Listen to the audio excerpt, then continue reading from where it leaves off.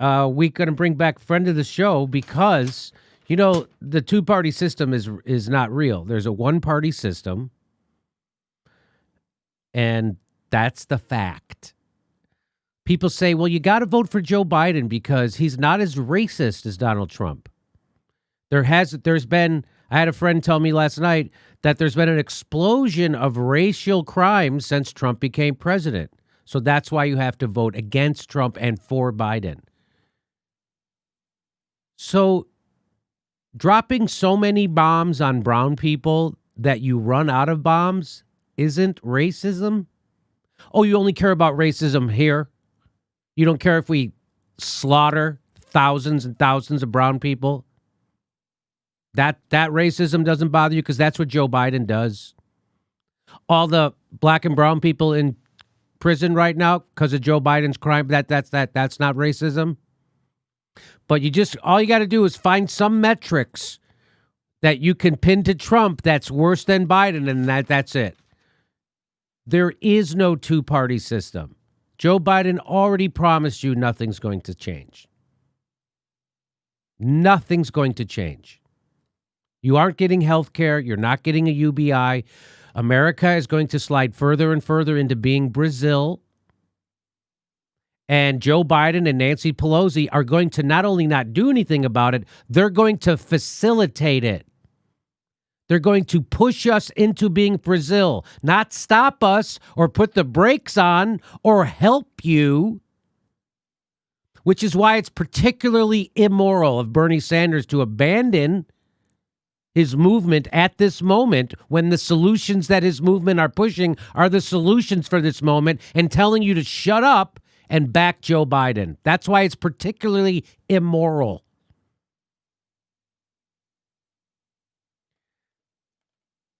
What we need is a real revolution, turns out. Hey, how did we get to funding police? Did we get to funding police by voting for Barack Obama and Joe Biden for 8 years? Oh, no, we didn't. In fact, Barack Obama militarized the police along with Joe Biden.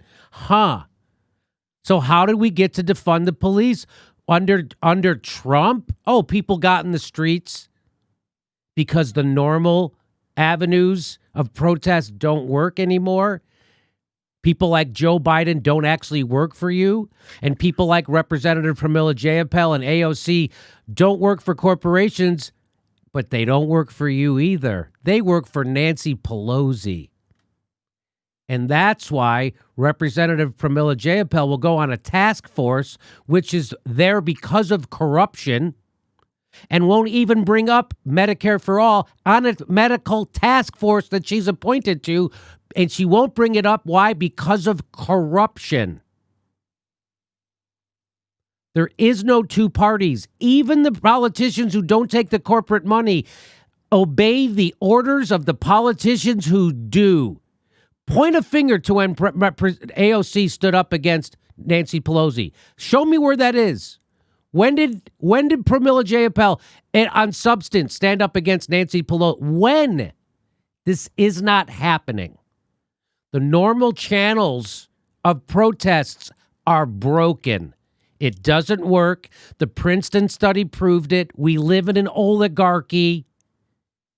Your democracy, Trump didn't take your democracy. Russia didn't take your democracy. You know who took our democracy? Exxon, Microsoft, Raytheon, and Wall Street. That's who, and the healthcare industry and Big Pharma. You no longer have a democracy. That's not a debatable point. So everybody jumping around trying to tell you how you should vote for Joe Biden and somehow you're a moral person or a grown-up is a fucking dupe. This isn't brain surgery. This isn't hard to figure out. Voting for Joe Biden is not a solution. It pushes us faster towards being Brazil. The only way we're going to get real change in America is real revolution. And how do we do that? We have to make people afraid of us. Who? Everybody who voted for the CARES Act. Jimmy, that's every person in Congress. Yes. You mean even Bernie Sanders? Especially Bernie Sanders. When a guy who pretends to be moral does the most immoral thing a politician could ever do, it's time to start pressuring him and make him afraid of you because he's not working for you. Right now, Bernie Sanders and every fucking Democrat is working against you. You didn't know that? That's because you watch everybody else's show.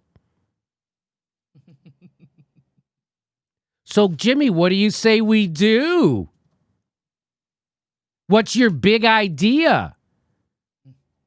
Well, the people in Chicago went to the mayor's house, and a former political outreach director for the 2016 Bernie Sanders campaign is now sending protesters to Congress people's houses. And you know what's the fastest way to get a meeting with a congressperson? Tell them you're going to send protesters to their house. So let's bring on former national outreach director for Bernie Sanders 2016 campaign, and now he's the founder and national director at Movement for a People's Party. Please welcome back to the show. It's Nick Brana. Hi, Nick. How are you? Hey, Jimmy. Good to see you. Now, Nick, you've got this coming up. July 25th. That's tomorrow.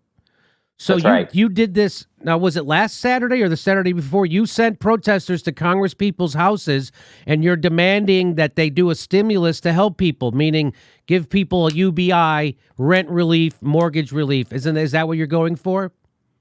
Yeah, that's right. All right, so tell people about this. So on July 11th, we went to members of Congress's homes across the country, more than 30 members of Congress's homes simultaneously. We did honking car parades to their homes. We marched. We held rallies outside their houses.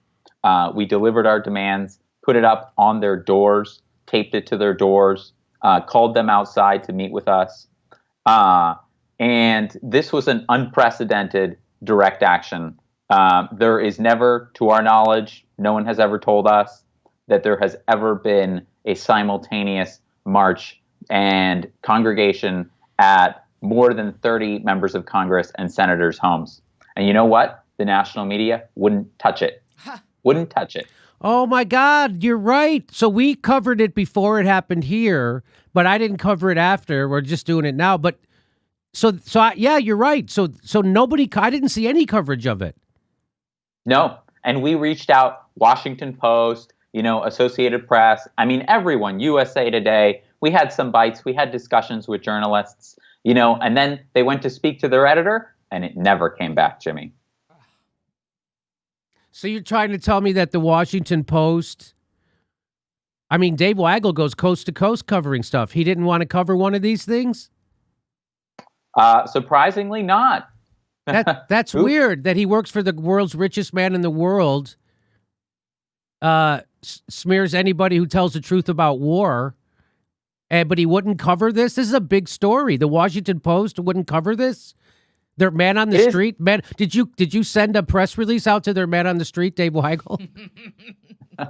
Yes, he is on our press list, and he knows us very well. In fact, he quoted us in the Washington Post after because he covered the People's Convergence Conference that you were at, Steph was at, we were all at, and he called us the most prominent movement to establish a new party in the country.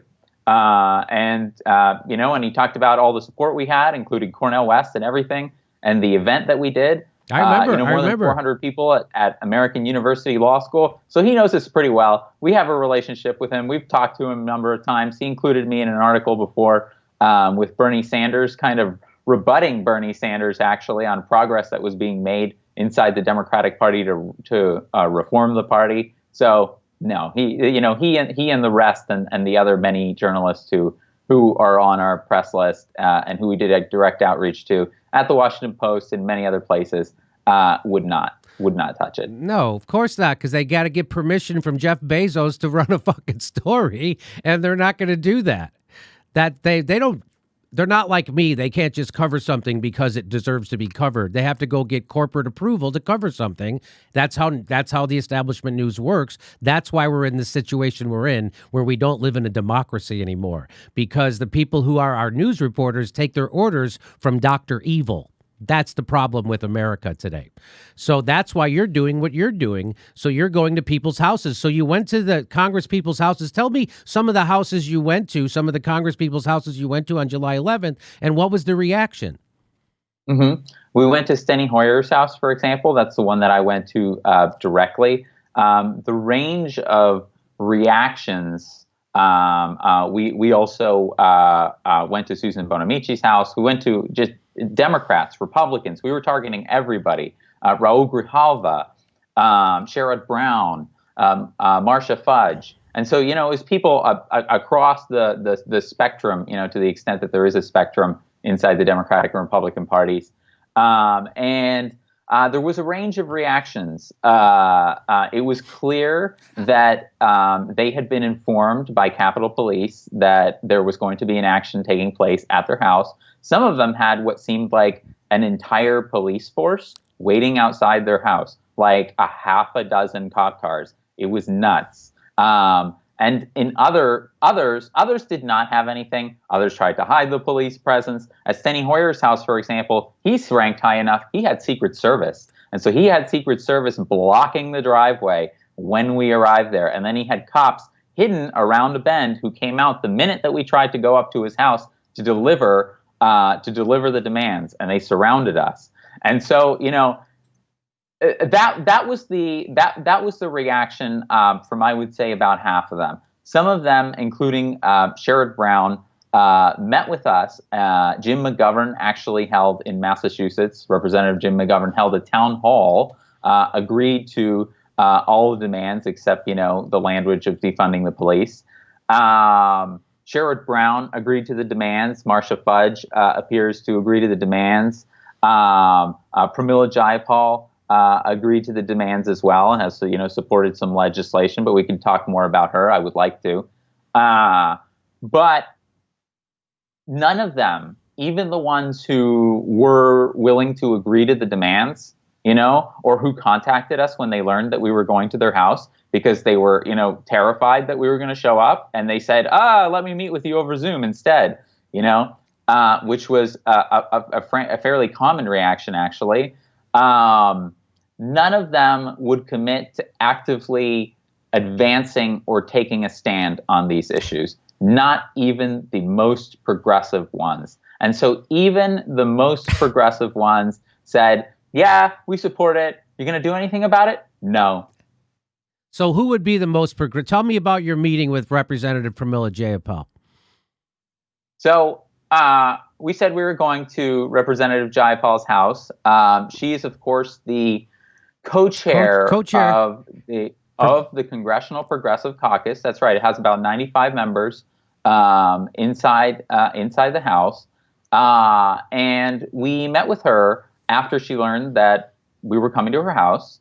And I should say that when I say we are a coalition of organizations that's come together to do these actions, including Move to Amend, the Income Movement, Humanity Forward, which is Andrew Yang's organization that he officially established after his campaign, and that's focusing on a basic income, the Humanity First Movement, United Left, some Our Revolution chapters like Our Revolution Los Angeles and Our Revolution Central Connecticut. And so a number of organizations that are on board pushing for this. And we held a meeting with her yesterday where she said, I agree with the demands, but I'm effectively so burned after my experience in trying to push something for the HEROES Act, trying to push for something more progressive, that I'm not going to take a stand this time. That was our demand. Our demand was, Congresswoman Jayapal, you are the co-chair of the Congressional Progressive Caucus. Whip your caucus. Get the squad together. Actually come together and take a stand. Because you know what's happening? What's happening now is that corporations want something again. Yes. It's the only reason we're having It's the only reason we're back discussing another stimulus is because corporations want their exemption, from coronavirus lawsuits. Okay, so Wall Street wants something again, so now we're back at the table. But guess what that means? Is that we have leverage. We can deny them that. That's what the Democrats are theoretically supposed to do. That's what the progressives are theoretically supposed to do. They're supposed to say, no, you want these exemptions. You want any form of bailout. You want any form of help. You want more PPP, more paycheck protection money that's going to go to big business instead of small business. Well, guess what? You got to come to the table on Medicare for all, a basic income, defunding the police, rent and mortgage relief. You got to cover payroll. No.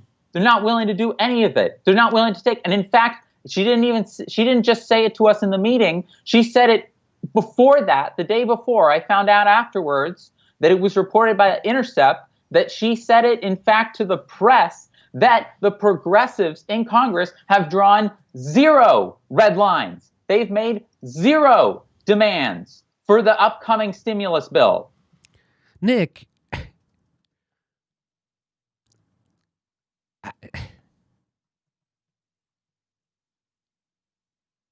I mean, it's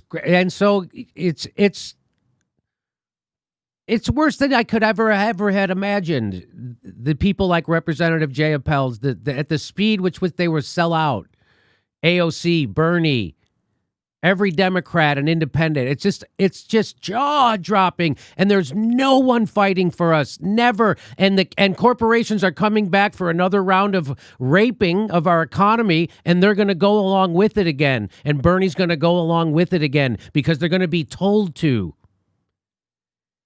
And I turn on the YouTube and I watch my other progressive hosts, and I'm going to see how pissed off they are about this and how much they're going to pressure their progressive sweethearts.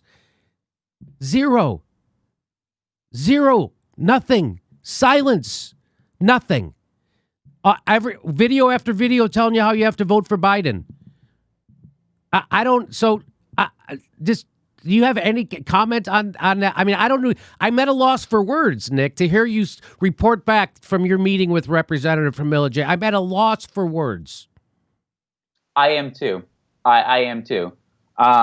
Jimmy, I actually thought about this, and really, this is probably one of the moments where I felt the most disgusted in my life, the most disgusted and shocked, frankly, that there's going to be no fight over this. The only moment that I can think of that I was more disgusted was when I was working for John Kerry, and I went to the Pentagon and I saw what was called a wounded warrior welcome, where they had hundreds of soldiers come back who were maimed, and we were supposed to celebrate that. That was probably edges it out slightly. We are one day away, Jimmy, 1 day from the moratorium on evictions and foreclosures expiring. It didn't cover everyone from the beginning. It only covered federally backed properties.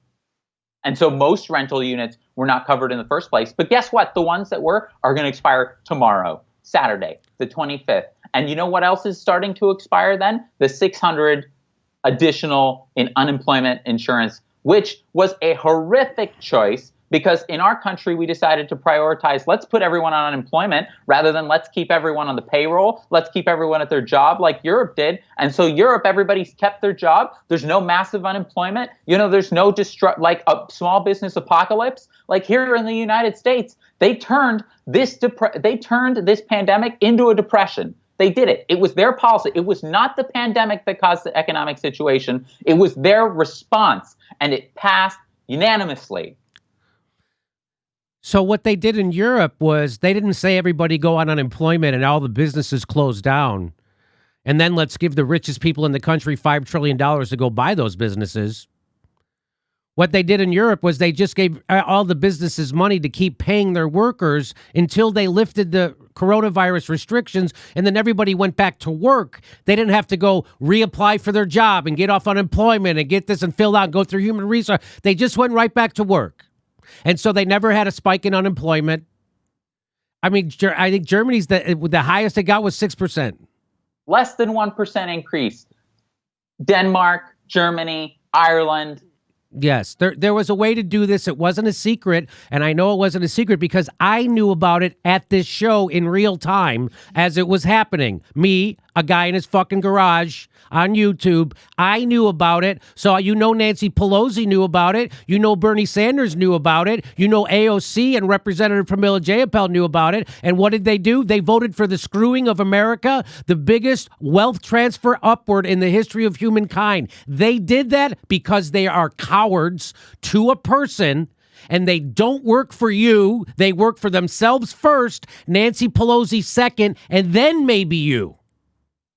And so what are you going to do to these motherfuckers this weekend, Nick? I want to be clear, Jimmy, that what I'm saying is my perspective and MPP's perspective. You know, some of the different organizations in the coalition don't necessarily take the same position. I want to say that. But what we're going to do, what we are united on, is that tomorrow, on the same day that Congress is going to begin to throw 28 million people out of their homes. You know how many Americans that is? 1 out of every 10. 1 out of every 10 Americans out of their homes. Can you imagine a greater catastrophe and a greater sign of America being a failed state than that? That starts tomorrow. Congress did nothing to stop it. And so what we're going to do is we're going to go to members of Congress's homes tomorrow. Again, we have dozens of events up on our organizing map at peoplesparty.org. And you need to participate if you're watching this. And we're going to go and we're going to deliver them an eviction notice of their own. We're evicting you from Congress. We're evicting you from office. We're evicting you as a representative of ours because we have seen under your tenure the biggest increase in child hunger. 14 million kids who are now hungry, a third of families with children who cannot afford food. We have a housing crisis and an eviction crisis that makes the 2008 crisis pale in comparison. Coming up in terms of evictions, we have billionaire wealth having increased by $583 billion in the middle of a pandemic and depression. We have Wall Street apparently soaring. Again, we have discussions of Jeff Bezos becoming the first trillionaire, and yet 1 out of every 10 Americans is going to lose their home in the next 2 months if nothing happens. And even if they renew this, guess what's going to happen? Guess what I took from that meeting with Pramila Jayapal is that she said, well, basically we just got to elect more Jamal Bowmans. You know, and then we got to elect Biden, and then something's going to happen in January. You know, it's like, first of all, January is like 5 months from now.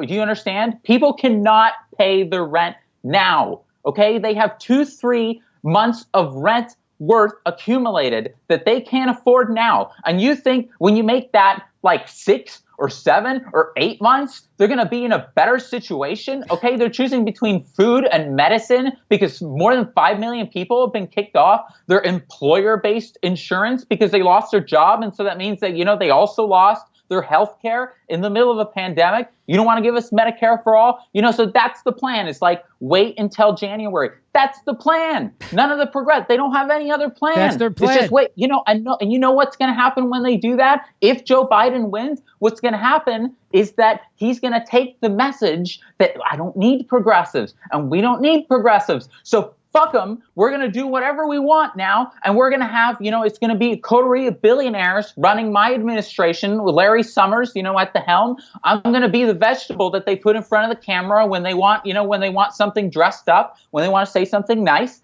And that's how it's going to go. So here it is, what's happening. Tomorrow, July 25th, that's a Saturday. It's a car caravan and a rally at your congressperson's home. What's the website? What is your website again? Peoplesparty.org. Peoplesparty.org. Go to peoplesparty.org. They're marching to representatives' homes and demand a people stimulus.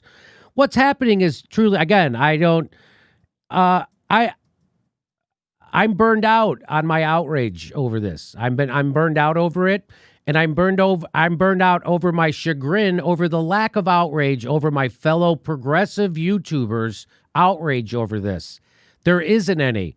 They still run around kissing the ass of their favorite fucking progressive politician as they fuck you over. They're still doing that.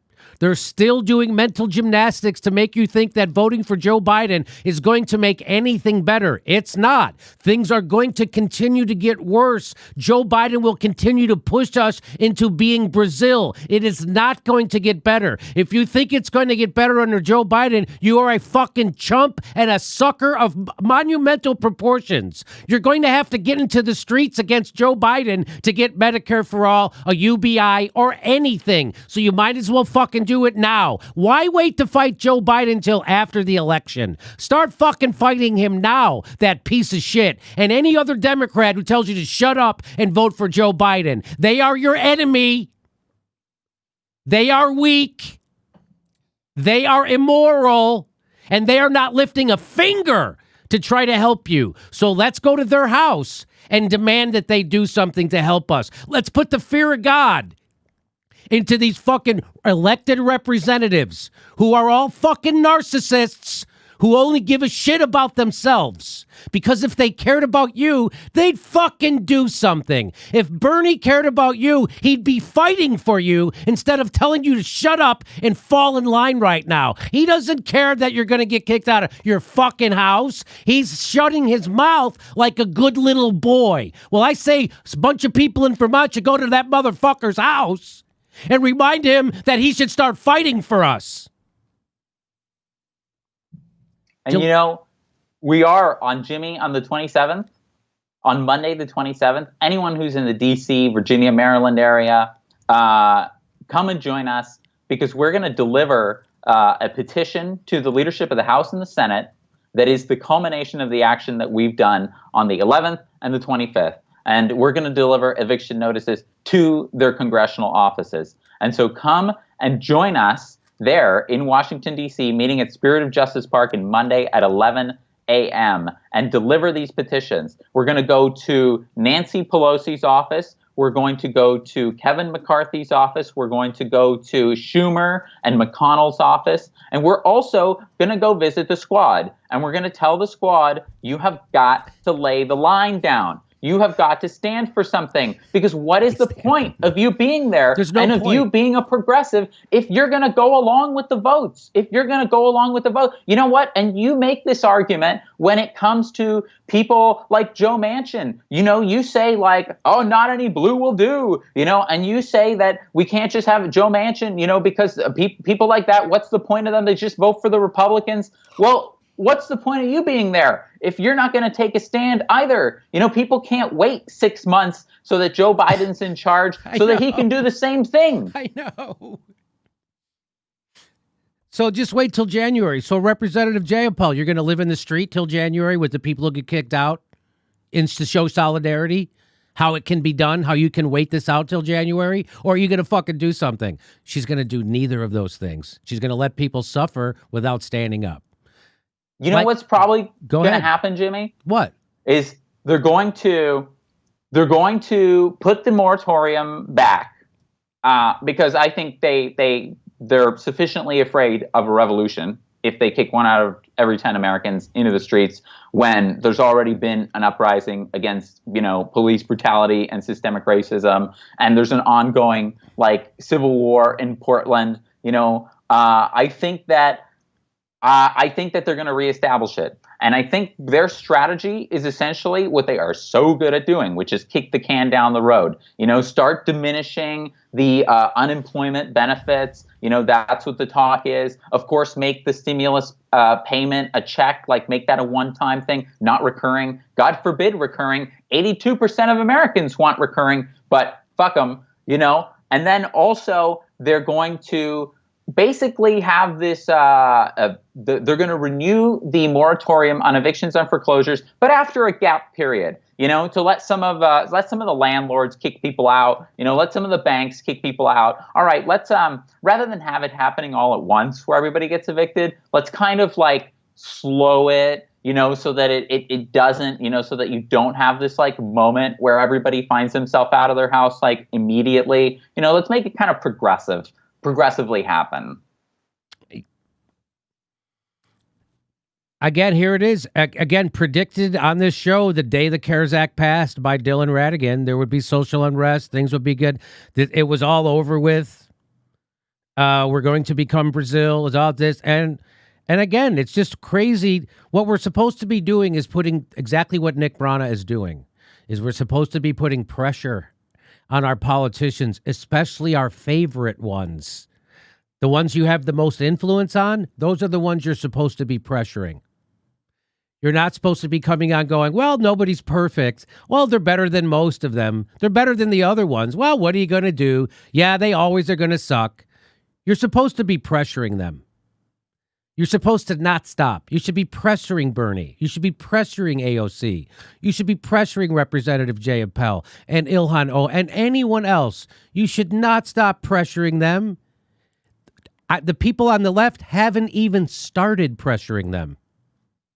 You know how we got the New Deal, Jimmy, in the 1930s? I do, but go ahead. You know, yeah, what happened in the 1930s? There was, in response to the Depression, you know, which is like the closest analog to what we have today.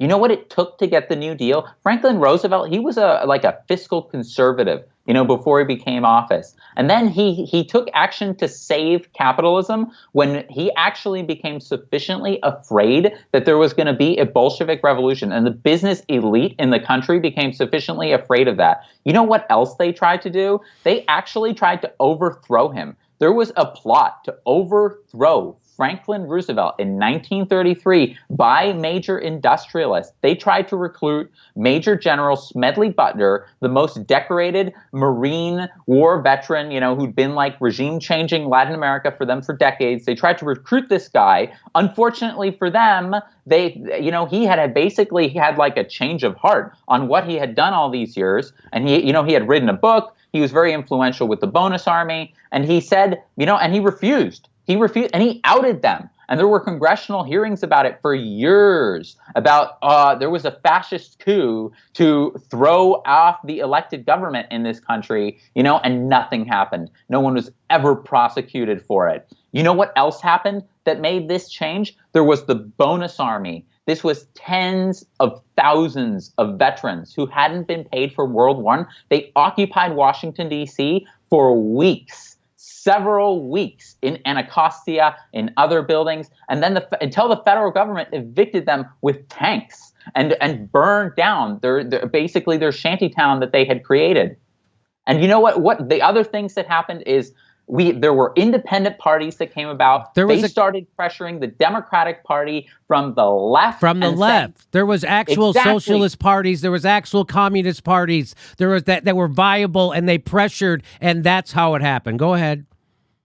Yes, exactly. They broke the monopoly that the Democratic and the Republican parties had over voters, because guess what? Progressives are so good at understanding the logic of monopolies when it comes to a business or economics, but they don't fucking get it when it comes to politics. It's the same principle. If you have to vote for one of two parties, which are basically the same party, then you don't have a choice and you have no leverage, and they can do the kinds of things that you do now. That's why we're doing what we're doing as the Movement for a People's Party. And they're getting scared of us, Jimmy, because we're up to almost 80,000 members now across the country. And we have Marco Rubio just yesterday tweeted at us, saying, oh, these socialists are going to come to our house. Oh, my God. And they're going to demand things like defunding the police. And they're going to demand things like giving you health care and a UBI and keeping people on payroll. And how horrible is that?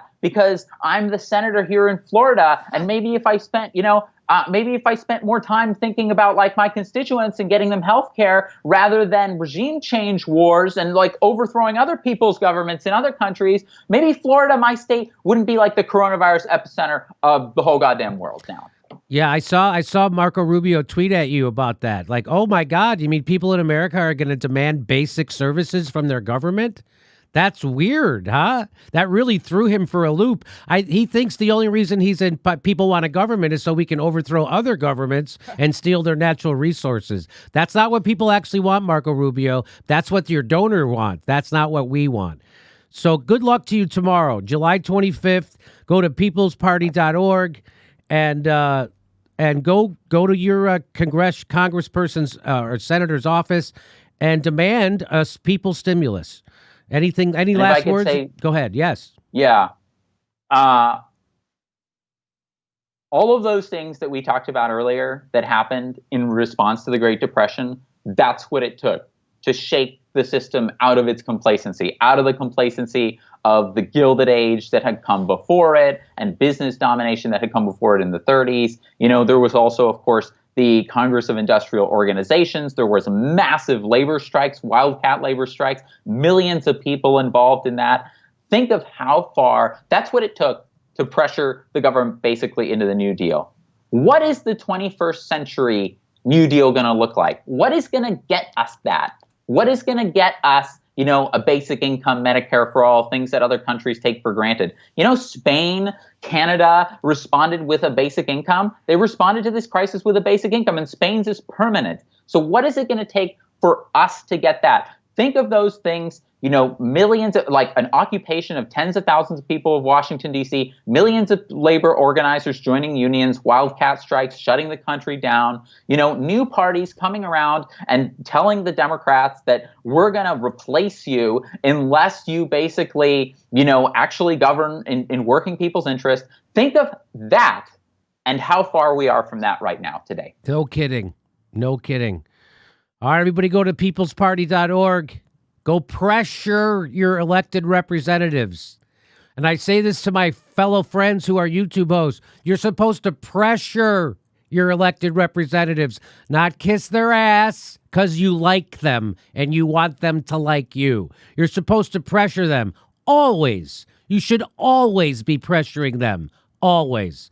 Okay, Nick, thank you very much and good luck tomorrow. And I look forward to the Washington Post covering it this time. Yeah, we'll send you the article. Okay. All right, buddy. All right, that was a great job by Nick Brana. Everybody check, go to peoplesparty.org. Go get it done. Start doing shit. Hey, this is the part where I tell you where our live shows are, but there aren't any. And then I would tell you to go join our premium, but nobody has a fucking job. So why don't you just enjoy the video?